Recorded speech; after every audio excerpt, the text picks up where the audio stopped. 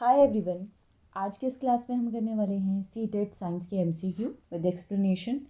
ये सीरीज़ हमने स्टार्ट किया है, तो अगर आपने प्रीवियस वाली क्लासेस को नहीं देखा है वो भी ज़रूर देख लें, क्योंकि जितने भी तरह के क्वेश्चन आते हैं उन सब की हम प्रैक्टिस कर रहे हैं। और उससे रिलेटेड अगर अपकमिंग एग्ज़ाम में आपके पेपर में कोई भी क्वेश्चन आता है, उस एग्जैक्ट वो भी हो सकता है, उससे रिलेटेड भी, तो वो सारा विद एक्सप्लेनेशन हम उस चीज़ को समझेंगे।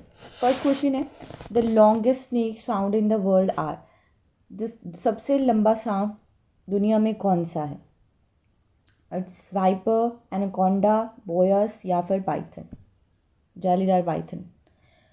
तो अगर लॉन्गेस्ट स्नेक के बारे में बात करें तो इसका राइट आंसर आ जाएगा हमारा रेटिकुलेटेड पाइथन्स। और एक चीज़ और याद रखनी है आपने, अगर कई बार इंडिया से क्वेश्चन पूछ जाता है कि इंडिया में 4 पॉइजनस स्नेक्स कौन से पाए जाते हैं, तो अफाई, नाग, करैत और दुबोई आपका आंसर रहने वाला है। ठीक है, ये 4 पॉइजनस स्नेक्स जो हैं वो इंडिया में पाए जाते हैं। एनसीईआरटी के अकॉर्डिंग हम अपना आंसर रखेंगे। नेक्स्ट है, yoga is done by the people in the world because. इस तरह का क्वेश्चन भी आपके साइंस के पेपर में पूछा जाता है, तो क्यों किया जाता है? बिल्कुल सिंपल तरह का आंसर रहने वाला है। इट इज़ सिंपल एक्सरसाइज है, लोगों को हेल्दी रखता है, हंगर को इंक्रीज़ करता है या हैप्पीनेस को ब्रिंग करता है। तो आई थिंक इस सबका आंसर आप सबको पता है, ये हमें हेल्दी रखता है, इसीलिए योगा किया जाता है। एक क्वेश्चन का आंसर आप हमें करोगे कि जो इंटरनेशनल योगा डे है वो कब सेलिब्रेट किया जाता है। इस तरह के क्वेश्चन भी अब एग्जामिनर आपके पेपर में पूछता है। सीटेट में अभी जो आपका लेटेस्ट पेपर हुआ था उसमें डे से रिलेटेड भी क्वेश्चन आपसे पूछे गए थे, तो ये आंसर आपको कमेंट में करना है, योगा डे कब सेलिब्रेट किया जाता है। नेक्स्ट है, the vaccine for smallpox was discovered by Ronald Ross, Robert, Edward या फिर एलेक्जेंडर। स्मॉल पॉक्स क्या है? अब तो इस डिज़ीज़ को एलिमिनेट कर दिया गया है, बट ये कैसे डिज़ीज़ है? एक सीरियस इन्फेक्शस डिज़ीज़ है जिसे इरेक्टिडेट कर दिया गया वर्ल्ड वाइड, मतलब उन्मूलन कर दिया गया है, इसका ख़त्म कर दिया गया है, बट पहले काफ़ी ज़्यादा होता था ये।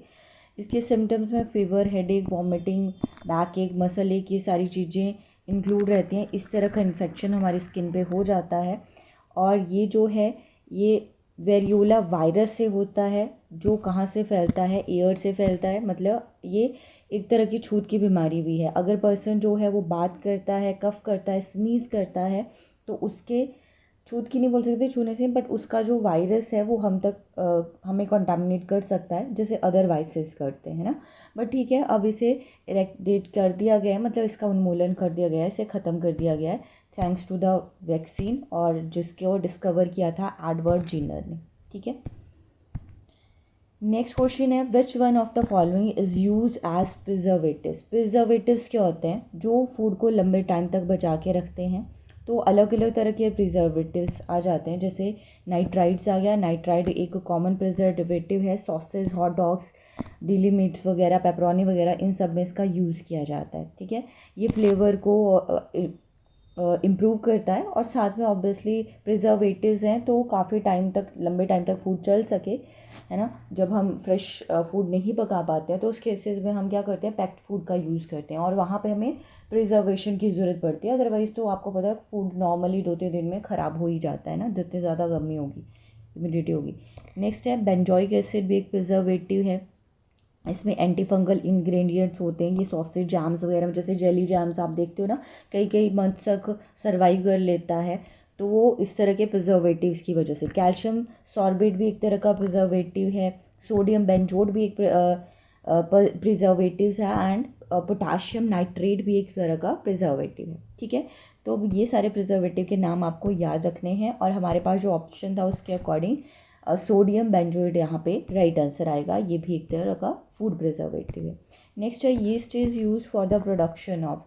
यीस्ट का यूज़ किस लिए किया जाता है? यीस्ट क्या है? एक तरह का माइक्रो ऑर्गेनिज्म है, सिंगल सेल्ड होता है, फंगी किंगडम को बिलोंग करता है, नेचर में, हमारी बॉडीज़ में नॉर्मली मिल जाता है। ये खाता क्या है? शुगर खाता है, and produces by products such as carbon dioxide, alcohol and other chemical compounds.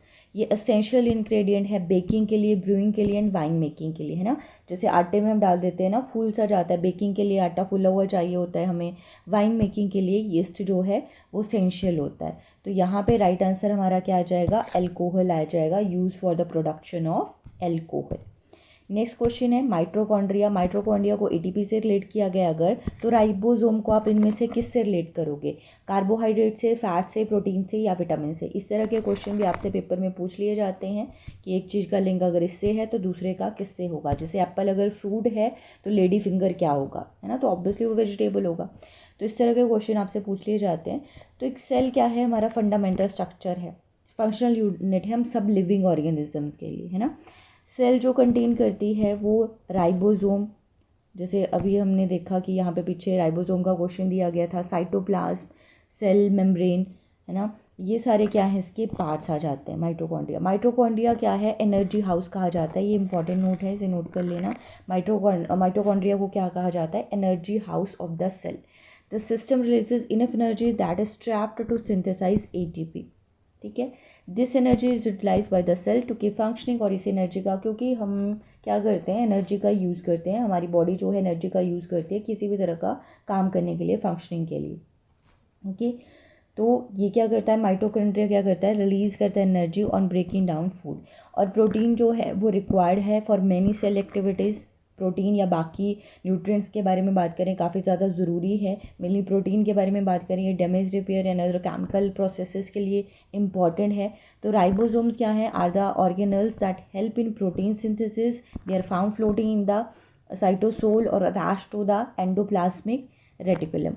तो अगर हम यहाँ पे इन्होंने रिलेट किया है माइटोकॉन्ड्रिया को एटीपी से, है ना, तो राइबोसोम क्या होगा, राइबोसोम को किससे रिलेट करेंगे हम, ये क्या करता है, प्रोटीन सिंथेसिस करता है, हेल्प इन प्रोटीन सिंथेसिस।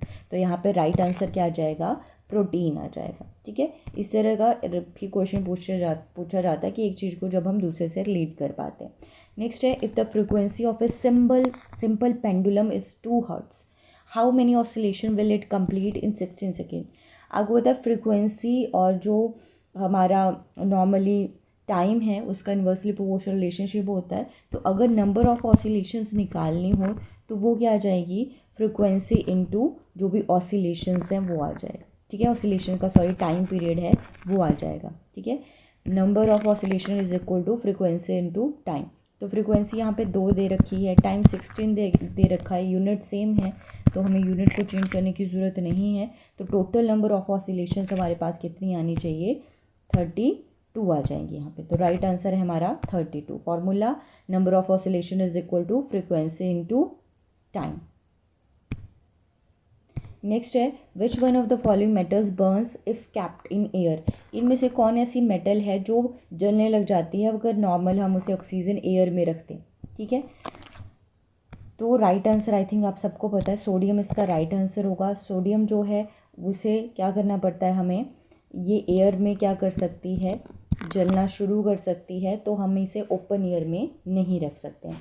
अब ये क्वेश्चन मैं पहले भी बहुत बार करवा चुकी हूँ कि एयर जो सोडियम है उसे वो रिएक्ट ना करे दूसरी चीज़ों के साथ, जैसे एयर के साथ रिएक्ट करती है, तो हम इसे किस में स्टोर करते हैं। आपके पास 2 ऑप्शन हैं, वाटर या केरोसिन।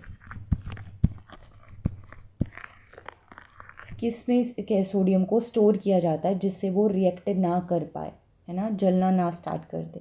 इसका आंसर कमेंट में ज़रूर करके बताएं। नेक्स्ट है मैग्नीशियम हाइड्रोक्साइड। मैग्नीशियम हाइड्रोक्साइड क्या है, एक तरह का बेस है, ठीक है। तो ये किस लिए यूज़ करते होंगे, जो बेस है वो क्या होगा, एंटी एसिड होता है, तो ऑब्वियसली इसे as a anti acid use करते हैं। और इसका जो केमिकल नेम है वो क्या जाता है, कॉमन नेम क्या जाता है, मिल्क ऑफ मैग्नीशिया भी इसे कहा जाता है। नेचर में ये कैसा है, बेसिक है नेचर में। तो हमारे पेट में जो एसिड हो जाती है बहुत बार, उसे न्यूट्रलाइज करने के लिए हम क्या करते हैं, एंटासिड्स, मतलब जो नेचर में बेसिक होते हैं उनका यूज़ करते हैं। तो मैग्नीशियम हाइड्रोक्साइड या जिसका नाम मिल्क ऑफ मैग्नीशिया भी है, इसका यूज़ किया जाता है as a anti acid. Next है, which one of the following gases burn with pop sound. ये क्वेश्चन भी काफ़ी कॉमन क्वेश्चन है। पॉप साउंड के साथ कौन सी गैस बर्न करती है, हाइड्रोजन, बिल्कुल बेसिक सा क्वेश्चन है। नेक्स्ट है, which of the following is are examples of non contact forces. एक फोर्सेस होते हैं कॉन्टैक्ट फोर्सेस, दूसरी है हमारी non contact forces. Contact forces जब हमारी जो मसल्स हैं वो ऑब्जेक्ट के साथ कांटेक्ट में आएँ, या दो ऑब्जेक्ट्स जो हैं कांटेक्ट में आए एक दूसरे के साथ, वो इस तरह की फोर्सेस, उस टाइम उन पे जो फोर्स लगती है उसे कहा जाता है contact forces. And non contact forces कौन सी आ गई? नॉन कॉन्टैक्ट फोर्सेस होगी जिनको जब बॉडीज़ को एक दूसरे के साथ कांटेक्ट में आने की ज़रूरत नहीं पड़ती हैं, वो विदाउट कांटेक्ट में आए ही क्या कर सकती हैं, एक दूसरे पे फोर्स एक्सर्ट कर सकती हैं। फॉर एग्जांपल जैसे हमारी gravitation force and magnetic force. Magnets भी दूर से ही एक दूसरे को अट्रैक्ट या रिपेल कर सकते हैं। ग्रेविटेशन फोर्स जैसे ऑब्जेक्ट हम ऊपर की तरफ फेंक रहे हैं, अर्थ और वो बॉडी एक दूसरे के साथ कांटेक्ट में नहीं है, स्टिल वो एक दूसरे पे क्या करती हैं, या अर्थ जो है उस बॉडी पे फोर्स एक्सर्ट करती है। मतलब ये दोनों ही हमारी नॉन कॉन्टैक्ट फोर्सेज हैं। तो आंसर होगा 1 एंड 3। बट मस्कुलर फोर्स के बारे में बात करें, जो हमारी मसल्स हमारी बॉडी लगाती है, जैसे आप क्या करते हो, वॉल को धक्का देते हो, मेज़ को धक्का देते हो, तो हमारी मसल्स हमारी बॉडी उस मेज के साथ कांटेक्ट में आई, तब वो उस पर फोर्स अप्लाई की। तो ये किसका एग्जांपल आ जाता है? ये एग्जांपल है हमारी कांटेक्ट फोर्स का। ग्रेविटेशनल फोर्स, मैग्नेटिक फोर्स होगी, इलेक्ट्रिक फोर्स होगी, ये किस तरह के एग्जाम्पल आ जाते हैं? आपके नॉन कॉन्टैक्ट फोर्सेस के आ जाते हैं। ठीक है, नेक्स्ट क्वेश्चन है, तो राइट आंसर यहाँ पे क्या आ जाएगा हमारा? 4th। उसके बाद नेक्स्ट है, diabetes is controlled by dash hormone. Diabetes को जो है वो किसके द्वारा कंट्रोल किया जाता है? थायरॉक्सिन, एड्रेनलिन, इंसुलिन या थाइमोसिन। तो इंसुलिन का यूज़ किया जाता है डायबिटीज़ को कंट्रोल करने के लिए। मतलब हमारी बॉडी में समटाइम क्या हो जाता है, शुगर लेवल बहुत बढ़ जाता है, तो इंसुलिन क्या करता है, हमारी सेल्स को ओपन अप करने का काम करता है, जिससे जो एक्स्ट्रा ग्लूकोज है हमारे ब्लड में वो क्या कर सके, बॉडी के ऐसे पार्ट्स में जा सके जहाँ पे हम उस ग्लूकोज का, उस शुगर का यूज़ कर पाएँ एनर्जी पर्पसेस के लिए। ठीक है, तो एक की तरह इंसुलिन काम करता है, जिसमें वो सेल्स के लॉक को ओपन करता है। नेक्स्ट है, which one of the following is not a product of petroleum. Petroleum क्या है? हमारा एक फॉसिल फ्यूल है। ठीक है, जैसे कि कोल है, कोल और पेट्रोलियम दोनों ही फॉसिल फ्यूल हैं। तो दोनों के ही क्या होते हैं, अलग अलग बाय प्रोडक्ट्स होते हैं, इनसे प्रोडक्ट निकलते हैं, कैरोसिन, पैराफिन वैक्स और बिटमिन। ये तीनों ही क्या हैं, पेट्रोलियम के प्रोडक्ट हैं। बट सीएनजी पेट्रोलियम का प्रोडक्ट ना होके ये किसका प्रोडक्ट आ जाता है? नेचुरल गैस का प्रोडक्ट आ जाता है। और इसकी फुल फॉर्म क्या है? सीएनजी, एक आ गया सीएनजी और दूसरा आ गया एलपीजी। सीएनजी आ गया कंप्रेस्ड नेचुरल गैस और एलपीजी आ गया हमारा लिक्विफाइड पेट्रोलियम गैस। एलपीजी हमारी कुकिंग गैस है, बट जो सीएनजी है वो ज़्यादा चीपर और क्लीनर गैस है। बट स्टिल हम एलपीजी का as a cooking gas use करते हैं, क्योंकि इसकी जो कैलोरीफिक वैल्यू है वो ज़्यादा है एज कंपेरिजन टू सीएनजी। ठीक है, ये भी चीज़ें आपको साथ में याद रखनी है। नेक्स्ट क्वेश्चन है, red data book contains A record of. Red data book का नाम आपने सुना होगा, ये किसका रिकॉर्ड रखती है? एंडेंजर स्पीसीज का, एक्सटिंक्ट फ्लोरा फना, जो खतरे के निशान पे हैं या जो विलुप्त हो चुकी हैं, ख़त्म ही हो चुकी हैं, या फ्लोरा के बारे में, फ्लोरा के आ गया जो किसी भी पर्टिकुलर जगह की अलग अलग वेजिटेशंस हो गई, और फना उस पर्टिकुलर जगह के एनिमल्स हो गए, है ना। किसका रिकॉर्ड रखता है? Red data book. रेड का मतलब डेंजर, तो रेड कलर को हम डेंजर से रिलेट करते हैं ना, तो उससे याद रख सकते हो एंडेंजर स्पीशीज, जो खतरे के निशान पर हैं, ख़त्म होने वाली हैं।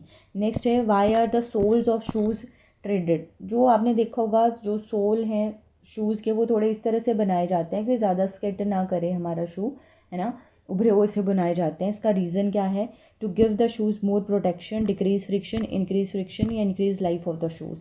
तो आपको पता है चलने के लिए फ्रिक्शन बहुत ही ज़्यादा ज़रूरी होता है, तो फ्रिक्शन को इंक्रीज़ करने के लिए क्या किया जाता है कि हम अच्छे से चल पाएँ, जो शूज़ हैं वो ट्रेडेड बनाए जाते हैं। ठीक है, तो राइट आंसर यहाँ पे क्या आ जाएगा हमारा? 3rd आ जाएगा। फ्रिक्शन हमारे लिए ज़रूरी भी है, एविल भी बोलना जाता है, क्योंकि जैसे बहुत ज़्यादा कई बार क्या होता है, फ्रिक्शन जो है वॉकिंग में हमारी हेल्प करता है, राइटिंग में, लिखने में हमारी हेल्प कर सकता है, बट कई बार जैसे मशीनरी को ये ख़राब भी कर देता है, तो इसे क्या माना जाता है? इविल भी माना जाता है, एक हेल्पर भी माना जाता है ना। तो आज के लिए लास्ट क्वेश्चन था, आज के लिए बस इतना ही। ऐसी और वीडियोज़ के लिए चैनल को सब्सक्राइब कर दें, और वीडियो अच्छी लगी हो तो वीडियो को लाइक भी कर दें।